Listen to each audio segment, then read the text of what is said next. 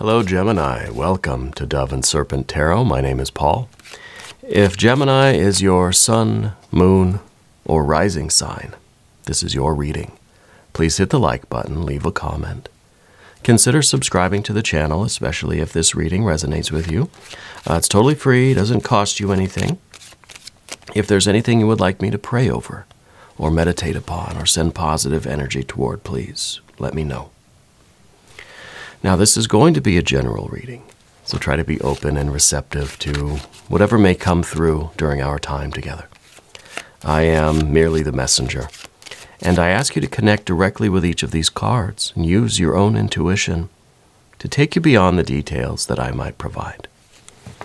And remember, Gemini, that the most important part of any tarot reading is you. And we have the star card. The star is destiny. The star is, well, you.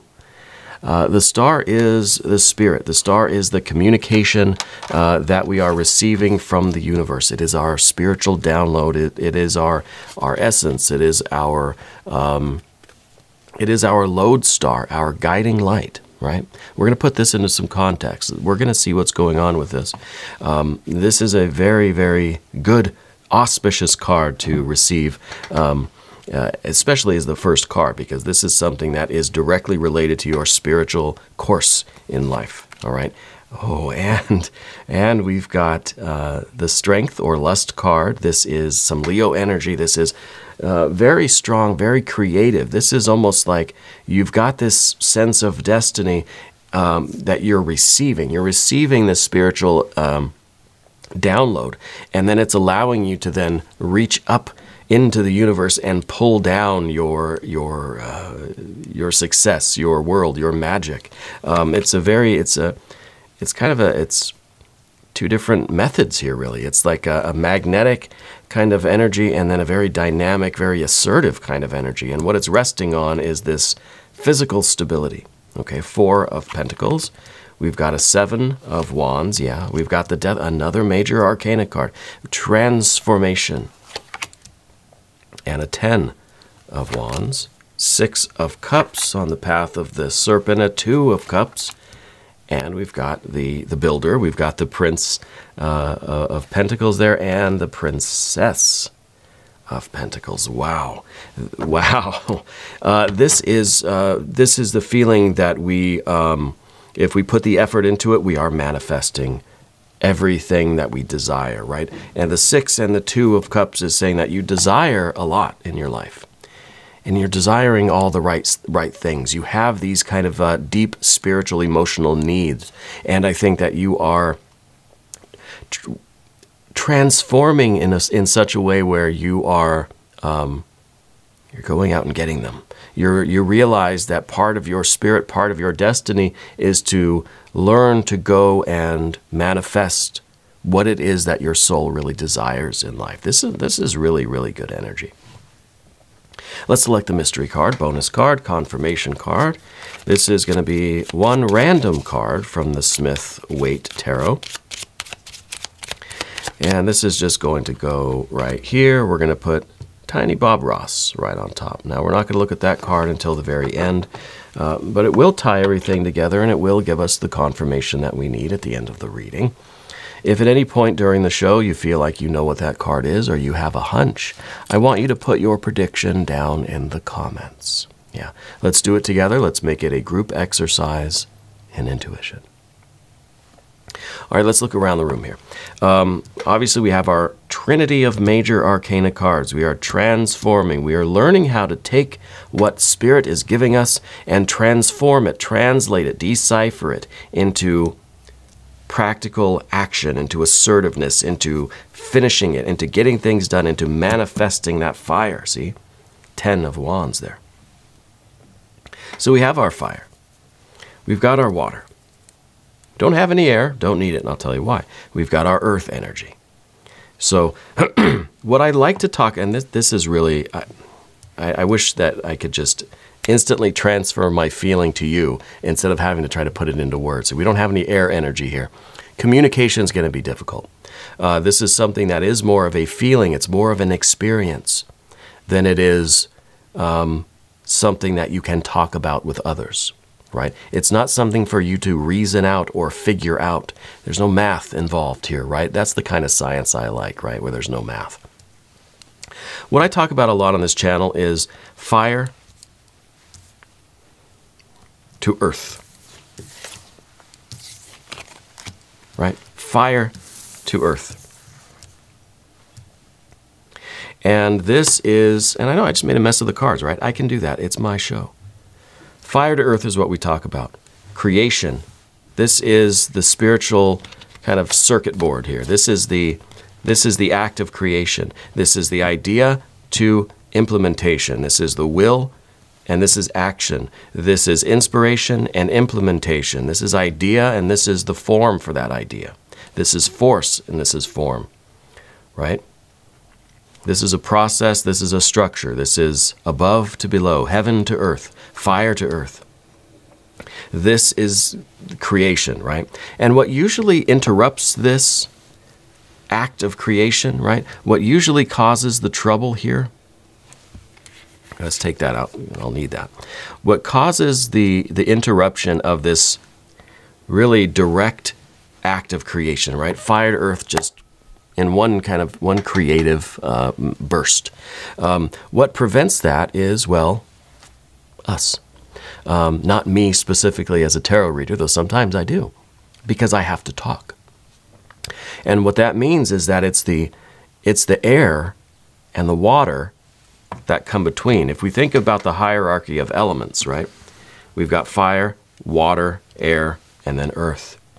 Fire to earth is what we really want. We want to have the impulse, and then we want to act on it, right? We want to have the idea and then make it, build it, have it, right? From our minds to manifestation. But we have to think about it. We have to feel about it. We have a heart and a mind. We have a human soul, personality, right? So that creates a gap between heaven and earth, between fire and earth here. And that's where we really need something that can act as a conductor, right? If you think of an electrical current, what's a good conductor? Well, water is a pretty good conductor. And that is when our impulse, our idea, is in absolute harmony with our beliefs, our values, what we feel, our heart, right? So that our heart can act as the perfect electrical conductor. Now, maybe there are some electricians out there that can tell me how I'm doing with my analogy here, because I'm not an engineer. But that is, it's not offering any resistance. It's perfectly conducting that spiritual idea into the world of matter, right? Now, with the air energy, I don't know, is air a conductor? I guess it kind of is, but not so much. Maybe it's through the moisture in the air that really allows it to conduct. But the air is sometimes the problem. Sometimes we don't believe it. Sometimes we're confused. Sometimes we have doubts. Sometimes we just, our minds, our intellects, like to find problems with things. We don't really believe in it. Or there's some sort of issue with that logic, right? And in some ways, this is kind of, think about the magic that you can perform if left brain, right brain are working in tandem, right? If they're just perfectly unified. I'm not, I'm not a biologist. I don't know. I'm not a neurologist. I don't know how the brain works. But it kind of is through that corpus callosum, right, where we get the left and the right, the logic and the creativity. And I know the brain is not exactly separated like that. There's a lot of redundancies built in, but for these purposes, let's leave it alone. We need the heart and the mind to be connected and unified, right? And interestingly, with the star card, this is the card of Aquarius. Aquarius sounds like a water card, aqua. It's an air card. So to me, this card is real. There's a reason for that. Because this card, being that kind of spiritual download, that divine energy, that insight, inspiration, this is kind of the spiritual divine certainty of what the fire and earth circuit board is all about. So this is the reconciliation of thinking and feeling in a higher transcendent spiritual certainty. So this is really the bridge that's going to connect the above and the below. And to me, there's this, there's a lot of feeling here. So to me, I don't think that it is your heart that is the issue. I think it's sometimes the mind. It's just that we have doubts, that we have confusion. We don't know the plan. We don't know how to talk about it. We don't have, perhaps there's no one around you that you really can have this conversation with that gets it. Yeah. So we have this issue with the air energy. And I think that's why the air energy is not here, because Spirit is saying, don't worry about that. You've got this. Here's the certainty that you were looking for. Right? So we don't have the air energy. We don't need it right now. It's okay that we have doubts and questions. You're getting confirmation. You're getting validation from the universe. Now, what I'm going to try to do is put these cards back where they were to the best of my ability. I think they were something like that. There we go. Now we can start the show. 10 minutes in, we can finally get back on track. There. So we've got our fire, and we've got our water, we've got our earth. We've got our major arcana cards. See, these three are all fire. Even this Leo energy, that's fire. But if we're going to start with the star card, I think you're somebody that maybe, like recently, started getting into like astrology and divination and stuff more. I think you've been looking in your life lately, maybe the last, I don't know, year or so. You've been trying to find confirmation and validation about your path, generally. I don't know what you do or what you want to do. But I feel like you've been looking in those kinds of places for confirmation and validation and some sort of a sign, some sort of a certainty. And I think you are getting that. Now, I don't know if you're getting that through astrology or if you're getting that through, tarot readings, watching tarot readings, doing your own tarot readings, whatever it might be. I think you are receiving that certainty. And this is a very spiritual experience with the star card.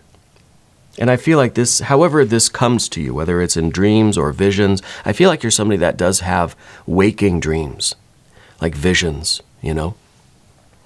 I think that you're someone who has perhaps you have a favorite window in your house that you like to daydream out of.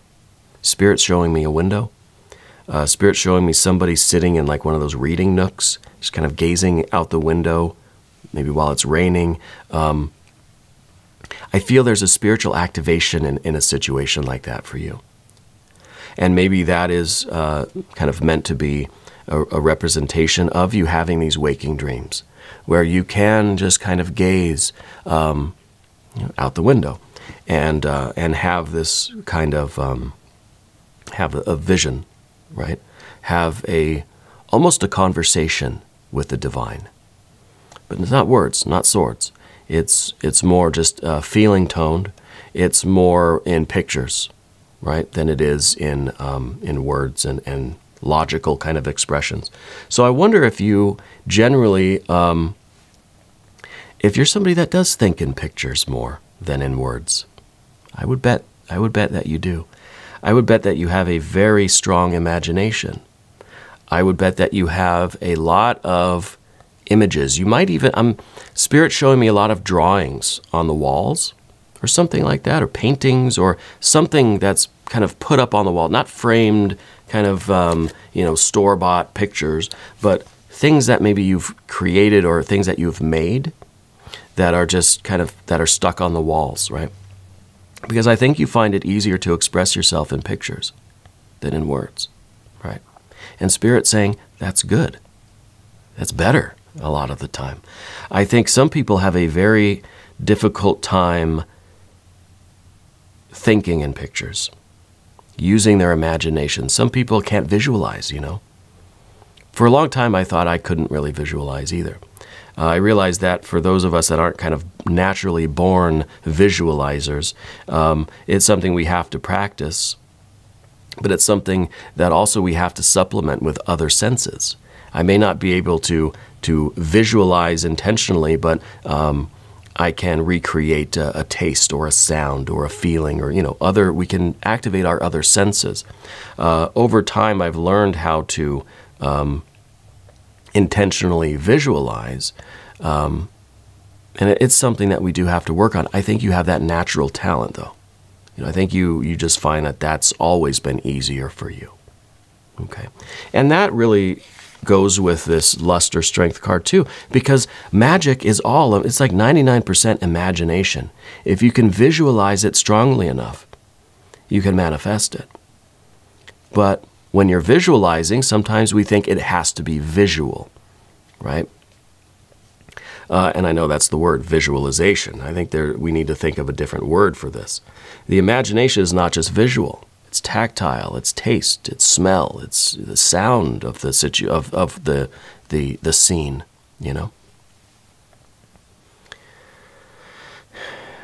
And so I think that you're someone that can do this thing very intensely. Yeah, very intensely. And I think maybe like for a long time you thought that this was like, that there was something wrong here, that there was a difficulty here, that this was something that you kind of, that wasn't serving you. See, we've got this Seven of Wands here. And this is kind of us fighting with something, wrestling with something. It's almost like you have this blessing, but we never looked at it that way. So part of this death card up here is the transition of learning that this is not something to wrestle with, but something to use as a skill, right? And it could be even that when you were a kid, you had a delay in speech. You didn't start like talking as much as other kids until later, because I think that you are you are something with this intense ability to imagine, right? To visualize, but with different senses as well. And I think also with this lust or strength card that this is the accepting of our gifts as gifts, right? And what we might have looked at one point in our life as something that was not useful, or that was kind of, in place of a more practical skill, we had this thing, right? What good is this? I think this is really the ownership of that. And I don't just mean with speaking or with verbalizing or with putting into words, the pictures that you experience or the visions that you have. I don't just mean that. That's one example. But I just mean the things that you are good at that, in place of other things that maybe you're not good at. It's kind of the natural talents and abilities that we have, using these as tools, using these gifts as what they are, as blessings, as the way that you are to manifest your will, manifest your future. What are these ideas that you have? What is it that you want for your future? Even the Ten of Wands is the culmination of the act of creation, fire to earth. Remember that whole 10-minute lecture that I gave? I'm sorry for that. Because the 10 in any suit represents the earth. It's Malkuth. It's the kingdom. It's the final stage of the fire energy or whatever suit, whatever element. So even in this card, the 10 of Wands is the idea of fire reaching, it's like lava that has cooled and solidified now into something that you can pick up. You can have a lava rock in your pocket. I wonder if you do have a lava rock, or if you have a connection with that kind of lava rock, right? I don't know what else they might be called, but I remember those as a kid. So the Ten of Wands, yeah, this is the cooling down and the solidification and the crystallization of what your ideas and plans, what your will, what your inspiration is. Okay? And again, I don't know what you're doing. I don't know what your ideas are, but I think they are many and they are varied and they are coming, right? Let's look at the Four of Pentacles down beneath the surface. This is a steadiness. This is the way I think that you've kind of learned to get by in life, and I kind of feel like you had this. I don't know if you're like a medium, or do you do some channeling, or you do some of your own kind of you have this something to do with this power that you have, really, and I call it a power of visualization, the thing that really has made you different from other people your whole life. I feel as if you utilize that in a way that you don't really talk about. You don't really tell other people. It's something that's kind of private, or it's just kind of in the family, you know. But with the Four of Pentacles, I feel that you have almost that you've, maybe up till recently, you tried to live as normal a life as you could. And to me, that kind of means that we're not telling everybody about these spiritual gifts, right? That we're not sharing this, if it's clairvoyance or clairaudience or whatever it is that you want to call this. I think you have this ability, and we haven't been sharing it with everyone. We've tried to just kind of keep it to ourselves, to live a relatively uneventful existence, because we maybe have experienced trouble with it in the past. Maybe we got teased for being different, or, you know, that sort of thing. And so now we got this Four of Pentacles, and that's the stability and structure of a life that is very much, very solid, right? There's a good foundation here. But then we move into this Ten of Wands, and I think that you're getting this confirmation from the universe that that this is a gift, this is a blessing, and you must use this gift. And now I feel like you're really kind of, now you're letting that flag fly, right? You're wearing it as a badge of honor. You're wearing it on your sleeve, and it's just kind of like, this is me, and this is me manifesting, you know? That now maybe it's kind of like a, not that you're going public with it, but you're really starting to embrace these gifts and put them out to the world. And I think right now is a beautiful time for this, because there's such an openness in the world now to, relatively, I know it's not perfect, but there's an expansion of consciousness happening right now across the world. And more people, I think, are realizing their gifts and accepting the things about themselves that they once tried to keep quiet, right? That now we don't have to keep quiet about that. Now we can be who we are, and we can use these gifts and these talents to create the kind of world and the kind of life, the kind of home and family and environment that we really want. That we can aspire to that. And I think that is beautiful. And we're going to move to the path of the serpent. And as I do this, I'd like to ask for your subscription. If you haven't subscribed yet, please do. It's totally free, doesn't cost you anything, and it is good for the channel, and I really do appreciate it. Okay. So moving over to the path of the serpent, we've got not fire and earth anymore. We've got water and earth. So now we understand how this process works. Now we can really ask ourselves, what do we want? What is it that we're trying to manifest? And we know that our heart, our feeling function, that part of our humanness, is in line with spirit, is in harmony with the divine energy. That our water energy can act as the perfect conductor for this spiritual electricity to reach the earth and to crystallize, and to manifest. So the Six of Cups is your general energy. You're confident in the kind of beauty that you want in life. What is beauty to you? Right? Beautiful feelings, relationships, the connections between you, yourself, your environment, other people.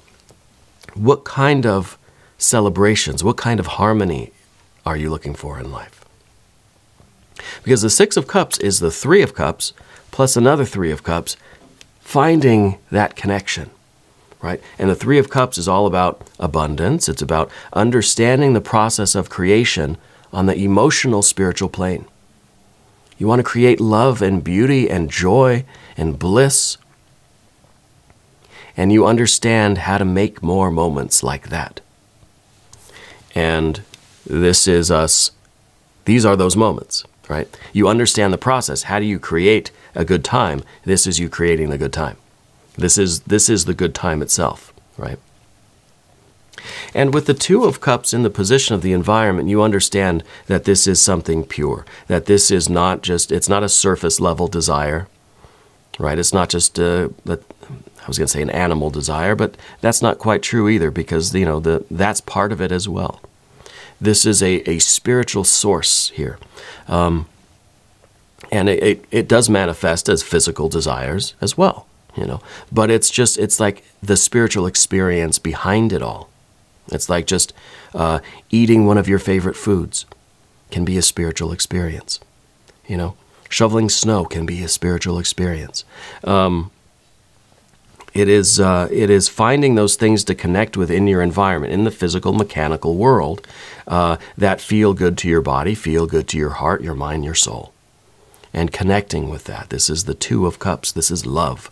This is every point event in consciousness is an act of love. We're uniting with something. And I think you're doing so consciously, with intention, according to this fire-earth kind of formula of manifestation.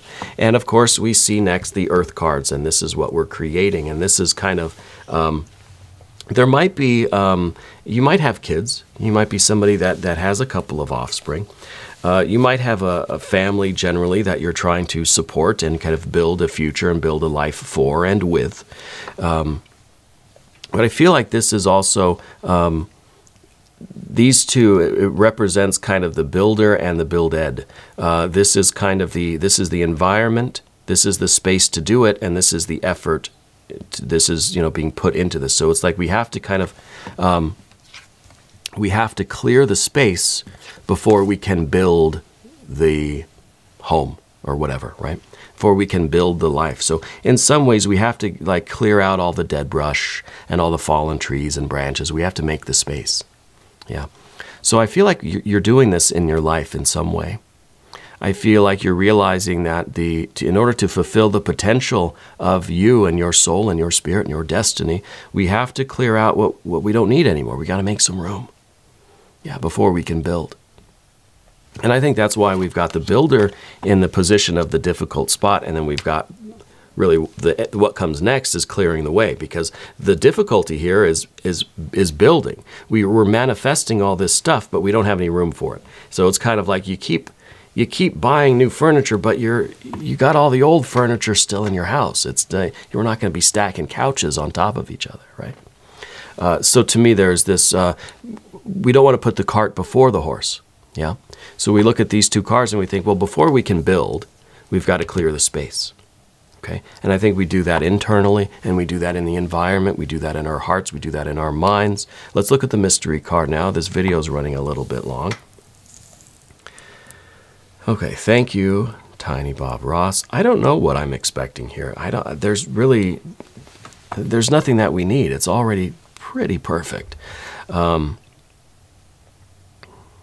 Maybe the air energy, right? It's something that we didn't have. We didn't talk too much about that. It's just something that it's not here, and that's okay, right? Because with the air energy comes opportunity for misunderstandings, for miscommunications, for arguments, for disagreements, for doubts, and maybe we just don't need to do that. We're doing our thing. We're feeling it. We're thinking in pictures, right? So I kind of don't want air energy, but I feel like it's going to be some. Okay. If you have a prediction, put it down in the comments. Let's take a look. Oh no, it's a tower. That's all right. Yeah, nothing wrong with the tower here. The tower is kind of this, it's a reinforcement of what I was just talking about with the two earth cards at the end, the prince and the princess. Clearing out before building up again. So the old has to come down, and it's just kind of like you've got to clear the space before you can build the tower, the life, the building, the home, the whatever it is. And I feel like this is something that's kind of abrupt for you. We didn't talk much about the death card, but to me the death card is a transitional card. It doesn't need a lot of explanation. There is a connection with fishing here somewhere for you. I always think of this card as kind of an angler, right? It looks like they're fishing in a way. I think there's some connection with fishing for you or in your family or something like that. But with the Tower card, it is kind of a transitional card as well. And I think part of what we have to take down and let go of is what we need to remove in order to have the space to manifest what we're doing. And we're kind of taking things down to the foundation, right? The tower is coming down, but that foundation is still there. So the tower, in this sense, I think, is a very, very positive card. To me, it's a breakthrough. To me, it's kind of it's a moment of, it's not a slow process of change, which is kind of the death card. It's kind of just a slow and steady life, right? Slowly and steady, kind of realizing that we have the confirmation that these challenges are gifts, that these things about ourselves are blessings, and they are gifts, and they are tools, and they are powerful. This is kind of that whole process, but it happens suddenly. Suddenly you recognize that you have all of this power to manifest. So I think something is giving you a very distinct and almost a jarring confirmation rather than kind of a slow realization. Okay? So I think this is very good, very exciting. We're going to do an extended reading. If you want to stick around, click on the link that should be in the corner, or it's down below in the video description. Okay. New readings for Gemini every Monday and Friday, but I'm here every day. So just come on back tomorrow and see me again. 6 a.m. Chicago time. If you haven't subscribed yet, please do. It's totally free. It doesn't cost you anything. And leave a comment for me. Let me know where in the world you're watching from. I want you to know that you're the most important part of Dove and Serpent Tarot. I thank you and I love you. And we're all in this together.